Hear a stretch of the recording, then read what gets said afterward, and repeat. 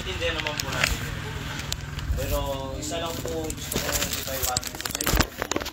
Maging alagad man, sa madaling sabi, may tungkulin man sa iglesia o wala man, lingkod man o mananampalataya man, alagad man o mananamba man, lahat po tayo hindi makaliligtas. Kaya lagi natin tatandaan kung ano yung tungkulin na nakaatang sa ating balikan. Sa madaling sabi, kung ano yung tungkulin na gagawin natin, yun lang. Huwag na nating sakupin pa o pakialaman ang mga bagay na hindi natin gawain. Kasi maaaring magkagulo, maaaring magkaroon ng pagtatalo-talo. Yan ang mga magiging sanhi o kadahilanan ng mga katikisuran. Kaya laging pinaulit at laging pinaalala sa atin ng mga banal na espiritu kung ano lang tungkulin natin. Tatanong po ulit ako sa inyo. Mananamba po. Ano po ang tungkulin ng mananamba? Magsamba. Babasa po ako ng kasulatan para po maunawaan po natin. Sabi ko dito sa Gawa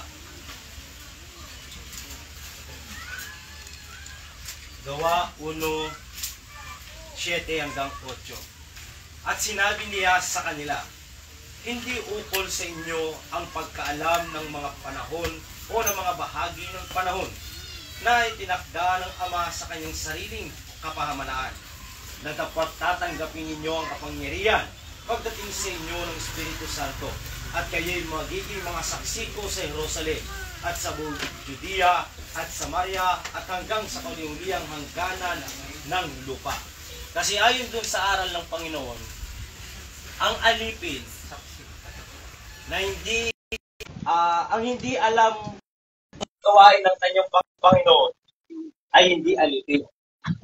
Sa madaling sabi, kapag wala tayong alam patungkol sa mga bagay ayon sa plano ng Diyos, plano ng Panginoon, o plano ng pastor, hindi tayo kasama dun sa mga lingkod. Madalit sabi, bagamat wala doon tayo sa kapawalaan ng dakilang Ama, tatanggapin naman daw natin ang Espiritu Santo. At kapag natanggap natin ang Espiritu Santo, alam niyo po ba anong kahulugan nun? Sa madalit sabi, kapag tumanggap tayo ng kapangyarihan ng Espiritu Santo, magiging saksi daw tayo. Mula sa lugar na ito, hanggang doon sa dulo, magiging saksi tayo.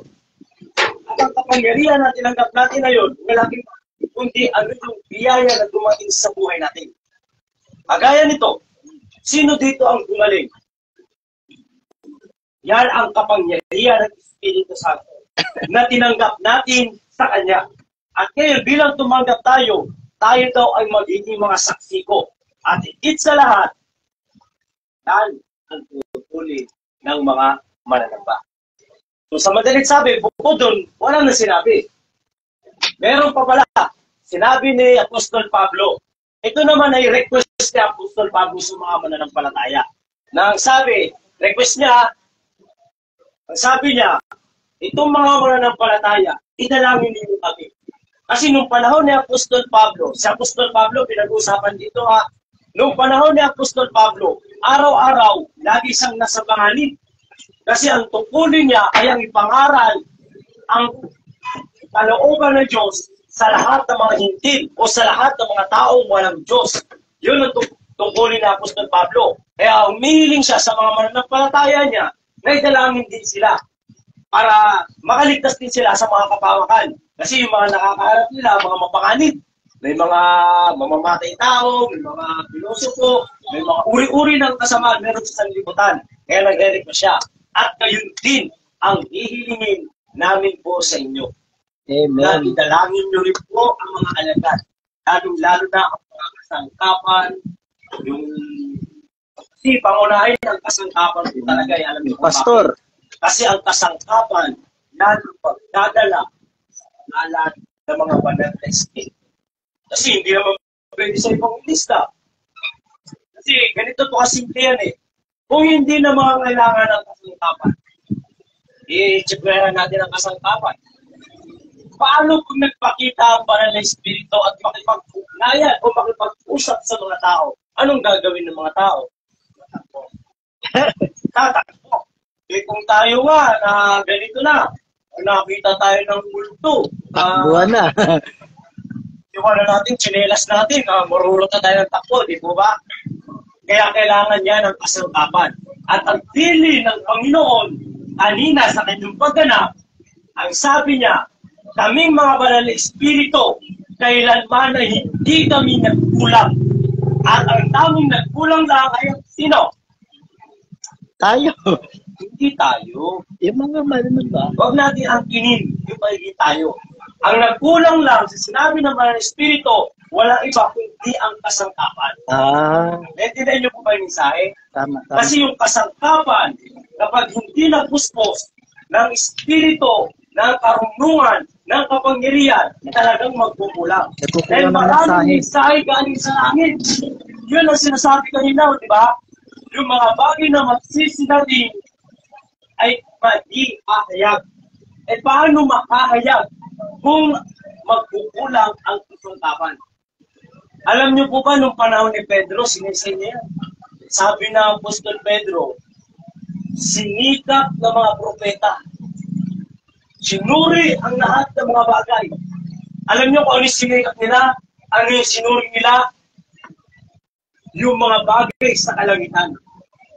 Yan ang sinuri nila.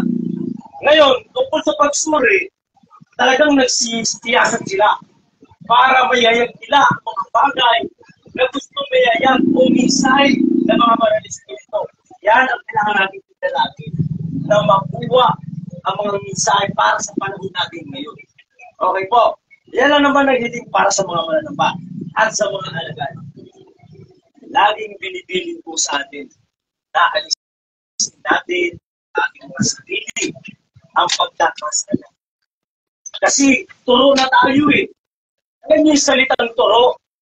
Aral na. Sabi ng kasulatan sa ating pag-aaral sa 1:15, sabi niya, kung hindi sana ako nakipag-usap at nakikita ninyo, hindi sana kayo magkakaroon ng kasalanan. Pero dahil nakita niyo ako, dahil nakausap niyo ako, kaya nagkaroon ng kasalanan. Sa madalit sabi, kung wala sana tayo sa pananampalatayang ito, exempted tayo sa pagkakasala. Hindi may tuturing ng Diyos na kasalanan sa atin mo. Kung sabi niya po sa Pablo, sabi niya, nung mga panahon niya, nung wala pa ako sa pananampalataya, ang kasalanan nananatili sa akin. Talagang nananatili. Isipin mo, mamamatay tao siya. Naharang niya lahat ng mga sumasamba sa Panginoon. Kasi niyo po yun. Ganun siya kalupit noon, nung panahon niya. Pero nung dumating siya sa harapan ng Panginoon at naturuan siya, nakita niya ang Panginoon, yung kamatayan, namatay sa pagkatao niya. Ganun sana tayo. Hindi na magkakaroon pa ng puwang ang kasalanan sa atin. Pero yung pagkukulang, yun ang natural. Sinasalaman tayo.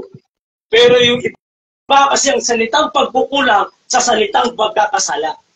Ano po ang pagkakaiba nun? Ang pagkukulang at ang pagkakasala. Malaki po ang pagkakaiba nun. Kasi kapag sinabing nagkulang, nagawa mo na ang isang bagay, pero kulang pa. Yun ang pagkukulang.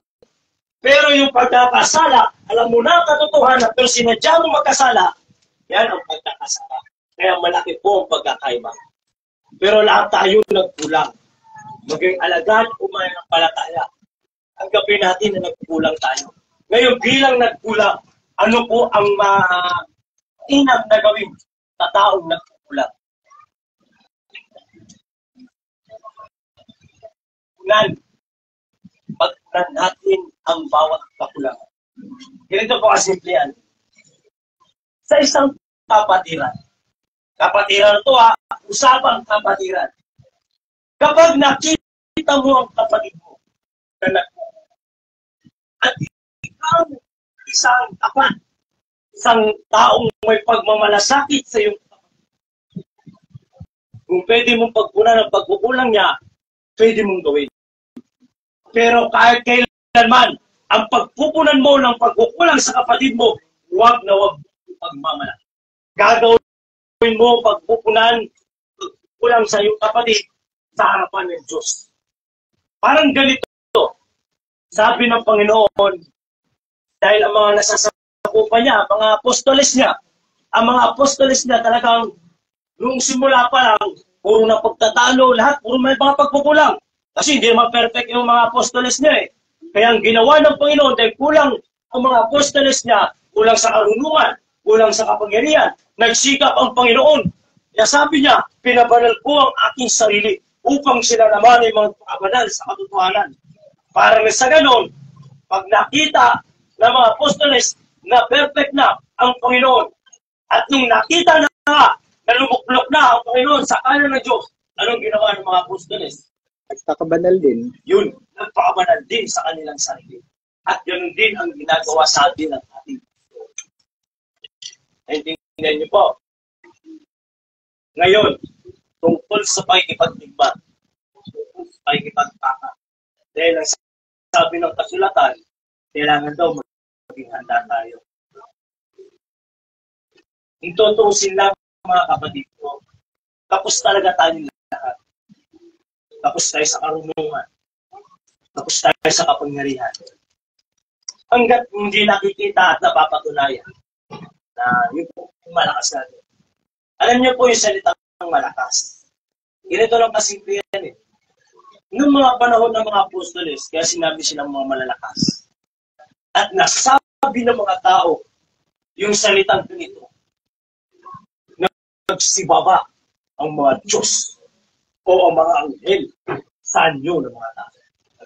Yun, malakas na yun. Takitaan sila ng mga hiwagat. Yun.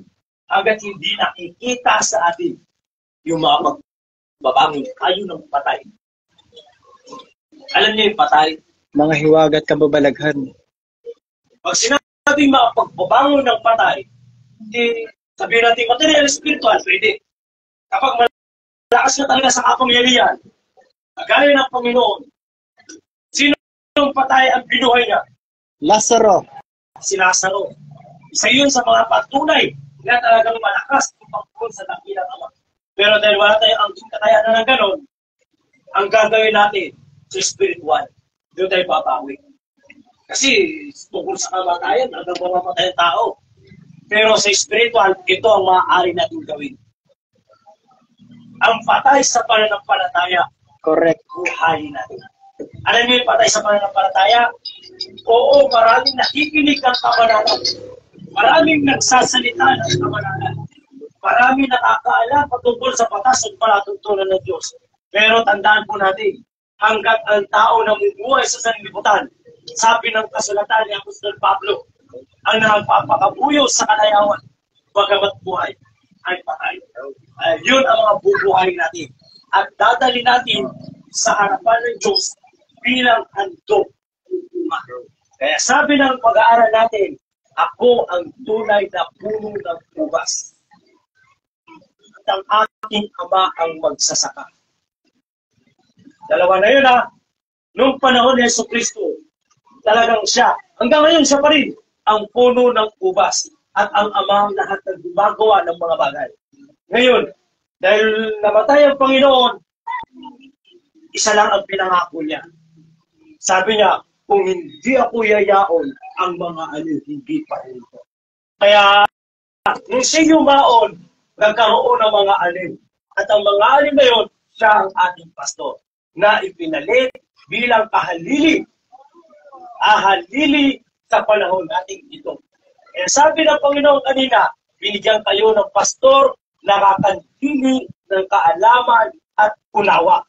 Dahil binigyan tayo ng pastor na kumandili sa atin ng kaalaman at unawa. Ang tanong ko, ilang taon na tayong kinandili ng ating pastor? Ilang taon na tayong binigyan ng kaalaman ng pastor? 4. Marami na ba nakanapan ng bunga? Yes. 3 taon lang. Ngayon, kapag hindi daw nagkaroon ng bunga, Patay. nakalagay na daw, nakaumang na ang palakol sa Patay. sawang hindi nagbunga. Totally po, ganito po simple, patungkol sa bunga eh. Bago ka mang-akal, bago mo sabihin na, ay, mang-akal ako para magkaroon ako ng bunga. Anong unang step para makapagbunga o makapag-akay? Yun, sa sarili. Kailangan yung mga aral na tinuro sa atin ng ating pasto at ang mga tinuro ng mga banal na espiritu lumakit sa pagkatao natin. Sa madalit sabi, maglarawan sa pagkatao natin. Kung ang dati natin, ganito kasimple yung taong naglalarawan Naglalarawan yung mga salita, ganito kasimple yan. Wala yung pinagkaiba sa talinghaga ng talinghaga patungkol sa ahas. Alam niyo yung ahas pag nagpalit ng balat? Hindi na binabalikan. Hindi na binabalikan ang dati niyang pagkatao. Kung babaero ka noon, huwag mo nang gawin ngayon dahil nasa pananampalataya. Kung lalakero ka noon, ngayon huwag mo nang gawin dahil nasa pananampalataya. Pinatawag ka na, wala ngayon, huwag ka nang magkasal. Yun. Kung magnanakaw ka noon, huwag mo nang gawin ngayon kasi nasa pananampalataya ka. At kung sinungaling ka noon, huwag ka nang magsinungaling ngayon dahil nasa pananampalataya ka. Yun ang sinasabi.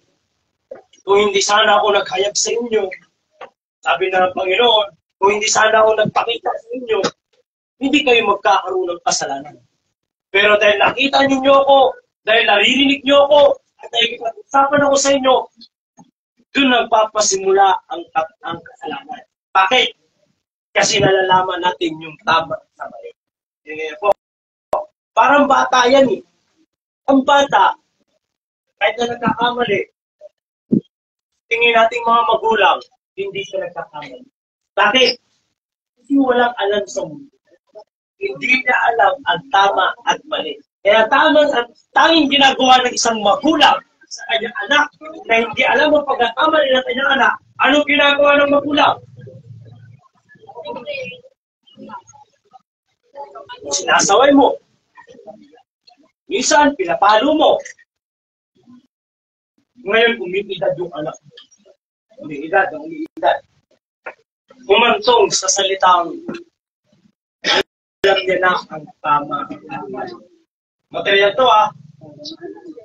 Ngayon, alam niya na ang tama at mali. At paulit-ulit pa rin ang pagkakamali.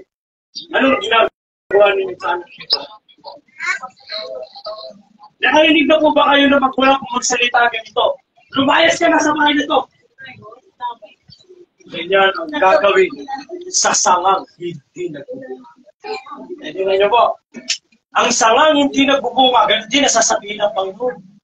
Kahit na sabihin mo pang manggagamot ka, kahit na sabihin mo pang alagad ka, kahit na sabihin mo pang tapat ka na mananampalataya, tandaan niyo po, wala yung pinagkaiba sa mga magulang at sa mga anak niya pag ulit-ulit ang pagkakasala at ginagawa ng anak mo. Minsan, pag hindi mo matiis, hindi makutulong mo. Diba? Meron mo pa magulang dito na ganyan? Wala. Ako si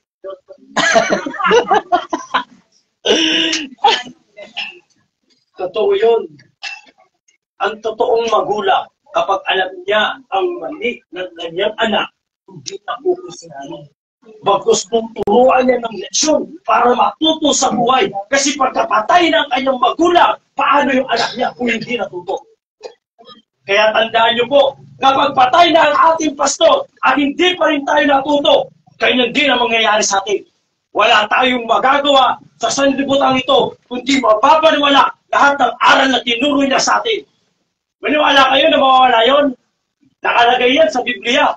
Ang nasig sa tabi ng daan, maaaring burahin ng masama ang lahat ng itinuro sa kanya o nag-nasig sa kanya. Sa Biblia po ba yun? Sa Biblia yun. Kaya lahat ng itinuro sa atin, maaaring burahin yan kapag wala na ang mga nasiwa. Ngayon, ang tanong dito, hanggang kailan tayo magiging ganito? Hanggat nabubuhay pa ang pastor. Yun nga ang kinatatakot ko eh. Kaya madalas, minsan pag ako mananalangin, napapahiyak talaga ako. Alam niyo kung bakit? Kasi natatakot ako sa mga bagay na mangyayari pag wala ng pastor. Isipin ninyo. Inisip ko rin eh, paano kaya pag wala na ako sa aking mga anak? Ngayon po, naisip niyo po ba yun? Paano po pag wala na kayo, sino magtuturo sa mga anak? Sino kaya ang gagabay sa mga anak? Sino kaya ang magsasaway sa mga anak kung nagkakamali? Naisip niyo po ba yun? Tayong mga magulang, naisip ba natin yun? Sana po, at sana maunawaan natin ang katayuan natin na parang katayuan din ng nasubok sa atin. Kahit na yung iba dito, bata man o matanda, dahil niyo po mga kapatid ko, lahat tayo pare-parehas ng mga anak sa pananampalataya. At bilang anak, tumalima tayo sa mga magulang sa Panginoon ayon sa kanyang utos. Sumunod tayo na may pagpapakumbaba, hindi yung nagsalita lang ang pastor, mas galing ka pa sa kanya. Tama po ba yun? Hindi po tama yun. Pang-disiplina lang po yun. Pasalamat nga po tayo, may nagsasaway sa atin eh. Hindi ka mukha ng iba ngayon mo. Nagrarampula na ngayon, wala pa rin nagsasaway. Di ba? Kaya dahil walang nagsasaway, anong tinatukan ng buhay nila? Magulo. Mabuti kung gulo lang. Eh kung mapunta ka sa sementeryo, at higit sa lahat, yung katawan mo napunta sa impyerno, yung kaluluwa mo napunta sa ang katawan mo napunta sa sementeryo, ang kaluluwa mo napunta sa impyerno. Dahil wala na nagturo sa'yo, dahil wala na nagsaway sa'yo. Bayang po ba ngayon na gano'n ang mangyayari sa kaluluwa natin at sa katawan natin? Niniwala po ba kayo na may kaluluwa tayo? Yes! Parang ilan lang ang naniniwala. Hindi kayo espiritista. Meron kasi ganito eh. Pero naniniwala raw sa multo. Nakausap ko, wala daw espiritu ang tao. Pero naniniwala raw sa multo. Sabi, naniniwala sa espiritu. Ay ko, ganun po ba? O hindi po kayo naniniwala sa espiritu, okay lang. Wala namang problema sa akin eh. Ang kinatatakutan ko lang, baka pag dumating ang kamatayan at sa araw na pag-uong, doon ka palang maniwala. Kaya sabihin mo, ay, totoo pala ng espiritu. Kasi siya espiritu. Espiritu na pala siya. Yun pala yun. Kaya doon po tayo mga kapatid po sa pananampalataya. Alalahanin po ninyo, mas lamang po yung edad. Kayo po, ibig ko sabihin, kayo po, pagdating sa sikat ng araw, palubog na po ang buhay ninyo. Diba? Palubog na. Samantala ako, papunta pa lang sa sikat ng araw.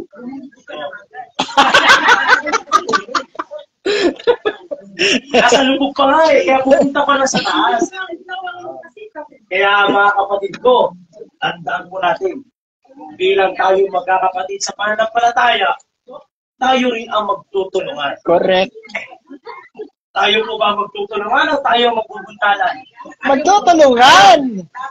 Huli kong tanong mga kapatid, ano gusto ninyo? Away o gulo? Gulo na lang, para walang away. Gulo na lang para walang away! Magkaroon tayo ng peace at away para sa ating gulo may away. Pag may away, may gulo. Pero kung gusto niyo ng away, sabi nga ni Lolo sa kanyang wika, English kasi, magbihira. If you want trouble, I give you trouble. Ha? Wow!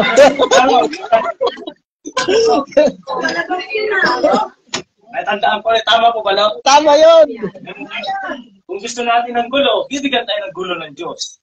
Kaya wala kayo, gulo ng Diyos. Kung gusto mo sa mabuti, ilalagay ka ng Diyos sa mabuti. Correct. Kung gusto mo sa masama, ilalagay ka ng Diyos sa masama. Kaya ang tanging driver ng buhay natin, walang iba, kundi tayo rin. Ha? Gusto natin maging banal. Pagdating ng araw, sige, magpapabanal tayo. Walang pipigil. Bagkus meron pang susuporta sa'yo. Pero kung gusto mo sa masama, at gusto mo magpaka-impyerno, sabi nga ni kapatid natin Choma, pwede naman daw magkasala. Basta tanggapin mo at tanggap mo sa buhay mo, na impyerno pupuntahan mo. Pwede magkasala. Basta alam mo sa sarili mo, na impyerno pupuntahan mo. Ganyan ang buhay sa pananampalataya. Kaya ang tanging gagawin lang po natin, bilang magkakapatid tayo sa pananampalataya, walang iba kundi ang magtulungan. At sa pagtutulungan natin, walang kalakip na tumulong ako, magmamayabang ka. Walang ganun. laging merong may nahon, laging may pagpapakumbaba, laging merong tinatawag na pagpapahinun, lahat yung mga bagay na yun, malakit sa mga pagtulong. Huwag natin gayahin yung iba. Kung nagbibigay ng tulong, kamukha nito, mga nanunungkulan. Halimbawa ko, magbibigay sila ng tulong sa mga bayan, sa mga dako, o sa mga nasasakupan nila. Kukuha ng taga-video. Yung videoan, lahat na itinulong, videoan. Samantalang doon lang naman sa videoan, sa ibang dako, hindi na. Diba? Ngayon, question siya ng mga tao dito, yung Constituent niya. hindi yung mga Mamamayan. nagpapalita, Reporter. media, reporter. Ano po ba di po ginawa yun? Hindi kasi po, ganito. Ganun na yun. Dahil meron akong pagtulong. Hindi ganun ang tamang pagtulong. Wala yung pinagkaiba ang pagtulong sa lihid na ginagawa. Dahil kahit man ang Diyos, nung tumutulong sa atin, nahayag ba o sa lihid? Palihim. Sa lihid tumutulong. Kaya minsan nagtataka tayo eh. Ay, hanggang ngayon buhay pa pala ako. Diba? Hanggang ngayon may buhay pa rin ako kasi tinutulungan tayo eh. Yun lang eh, dapat ating ipagpasalamat. Minsan may dumarating sa ating buhay na, ay, tumama ako sa wedding. Tapos ano una mo maisip pag tumama ka sa wedding? Oo, di ba? Yan agad mo naisip. Salamat po Panginoon, pinatama ako dahil baon na ako sa utang. Diba? Minsan may ganun mga tema, di ba? Yun, mga lihim na pagtulong yun. Bagamat material, hindi pa rin tayo pinapabayaan. Sa spiritual naman, kapag gumaling tayo sa mga karamdaman natin, isang malaking tulong ng Diyos na ibinibigay sa atin. Kaya yung mga tulong na yun, bigyan natin ng sukli. At ang tanging sukli lang, uulitin ko, kung ano yon, ang mananamba bilang tumanggap ng Espiritu ay maging tunay at tatat. Yun ang tanging sukli na ibigay natin sa Diyos. Hindi niyo po, dahil sa pamamagitan nun, ikaw na anak, may bibigay mo ang karangalan ng dakilang Ama. Ikaw na anak. Ngayon, sa mga alagad naman, na sukli, na ibibigay natin, bilang tayo gumaling din sa mga karamdaman o sa mga suliranin natin, magbigay din tayo ng sukli sa harapan ng Diyos. At ang ating ipakikilala, hindi po yung mga ginawa natin. Hindi po ipakikilala natin yung mga bagay na patungkol sa mga bagay na nangyari sa atin. Wala tayong pinagkaiba doon sa tao ng mga nagiinuman. Pag nagiinuman, lasing na, kwento rito, kwento ron, dandalan dito, dandalan doon. Payabangan pa ng kwento. Mga ganun, wala tayong pinagkaiba sa mga ganun. Kapag ganun ang inuugain natin dito, ang tanging ipakikilala natin dito, hindi yung sarili natin. Ang sarili natin, walang kwenta yan. Tandaan niyo po sa harapan ng Diyos. Kaya nga sabi ni Alan Solomon, walang kabuluhan ng mga walang kabuluhan, walang kabuluhan. Sabi rin kanina ng Panginoon, walang matuwid sa inyo, wala kahit isa. Bakit? Di sarili natin nakikilala eh. Si ganito, malakas pala itong maggamot eh. Dito, malakas pala itong magpagaling eh. Isipin mo, samantalang ang Diyos, yung Diyos. Para sana yung Diyos. Wala na po ang Diyos. Wala na sa eksena. Di ba? Ang lagi natin ilalagay na bida sa buhay natin, kagaya ng Panginoon, lagi niyang binibida ang Ama. Dahil sabi niya, yung mga gawa na aking ginawa, ay ginawa ng aking Ama. Di ba? Lahat ng mga sinasalita ko ay salita ng Ama. Lahat ng mga makapangyarihan ginawa ko, makapangyarihan na galing sa Ama. At sana, hindi yung makapagpagaling ka ng lahat. Wala ka, yung ubod lang ng yabaw mo. Lagnat pa lang. Lalo na siguro kung binigyan ka ng Diyos na, ay ito, biyaya. Gamutin mo yung taong may Cancer. Hindi kaya inaalihan ng demonyo. Sabi, lumakas yung sabi. Kasi gawin ito mo yun. Nakalayas ko yung sabi, ang galing-galing ko. Hindi gano'n. Pasalamat ka. Kasi sa'yo binigay ang biyaya para sa tao na yun. Hindi mo dapat ipagmalaki. Tandaan ko natin, ang biyaya, huwag natin tatanggapin ang biyaya ng Diyos sa walang kabuluhan. Para lahat ay magkaroon ng kabuluhan, laki pa natin ang pag-ibig. Dahil ang pag-ibig ay katuparan ng buong pausan. At ang pag-ibig hindi mayaman. Ang pag-ibig hindi mapagmataas. Ang pag-ibig hindi mapagpakumari. Ang pag-ibig lahat walang bahid ng kasalanan pagdating sa salitang pag-ibig. Okay po. At sana po maunawaan niyo po. Muli, magandang araw.